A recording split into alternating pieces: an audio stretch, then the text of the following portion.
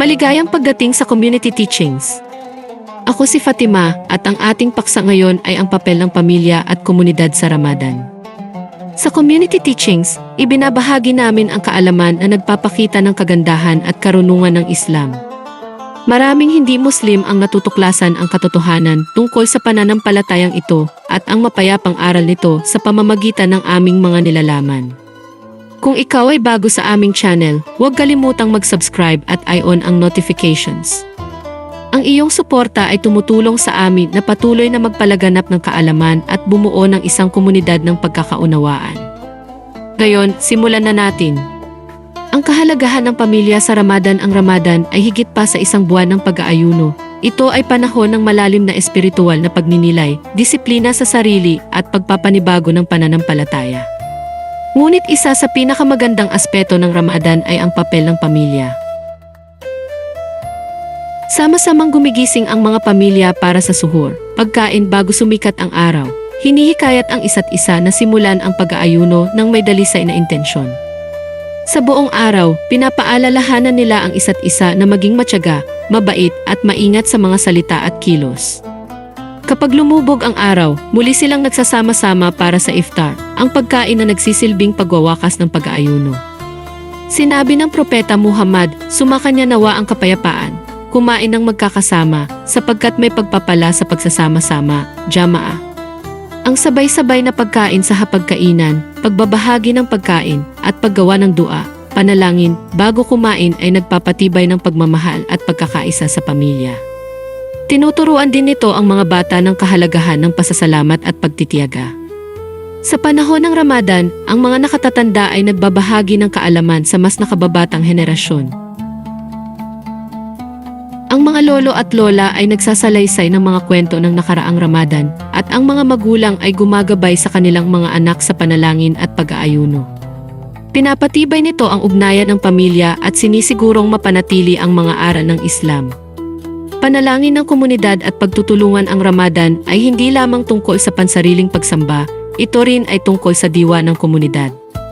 Kapag ang mga Muslim ay nagsasama-sama, lalong tumitibay ang kanilang pananampalataya.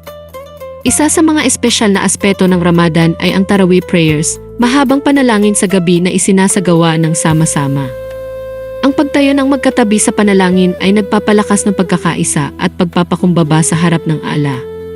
Ang pagbigkas ng Quran sa mga panalangin ito ay nagbibigay ng kapayapaan at pagninilay sa puso.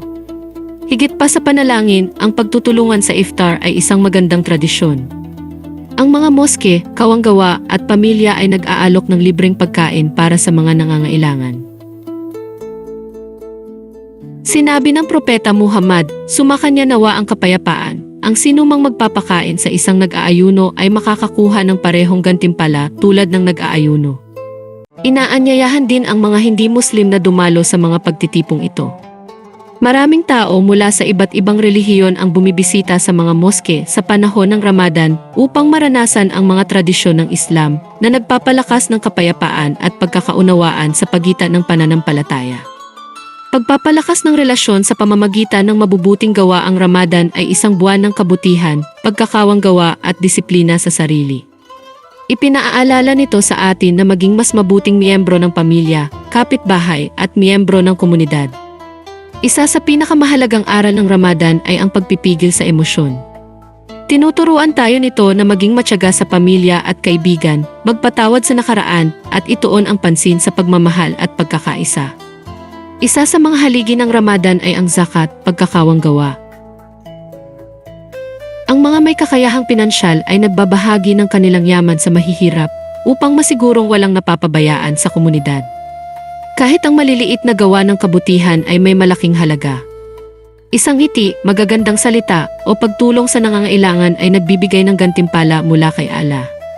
Paano makikibahagi ang mga hindi Muslim sa Ramadan? Maraming hindi Muslim ang nagtatanong kung paano nila masuportahan ang kanilang mga kaibigang Muslim sa panahon ng Ramadan. Narito ang ilang paraan. 1. Maging maunawain. Kung may kakilala kang nag-aayuno, iwasang kumain o uminom sa harap nila bilang paggalang. 2. Dumalo sa isang iftar. Maraming moske ang nag-aalok ng bukas na iftar kung saan malugod na tinatanggap ang mga hindi Muslim. 3. Pag-aralan ang Ramadan. Ang pag-unawa sa kahulugan nito ay makakatulong sa pagbuo ng respeto at pagkakaibigan. 4. Magbigay ng mabuting pagbati. Ang simpleng pagbati tulad ng Ki Ramadan Mubarak, pinagpalang Ramadan, ay may malaking kahulugan sa mga nag-aayuno. Ang Ramadan ay hindi lamang para sa mga Muslim upang mapabuti ang kanilang sarili. Ito rin ay isang pagkakataon para sa lahat upang matuto, lumago at magpalaganap ng kabutihan. Konklusyon: ang Ramadan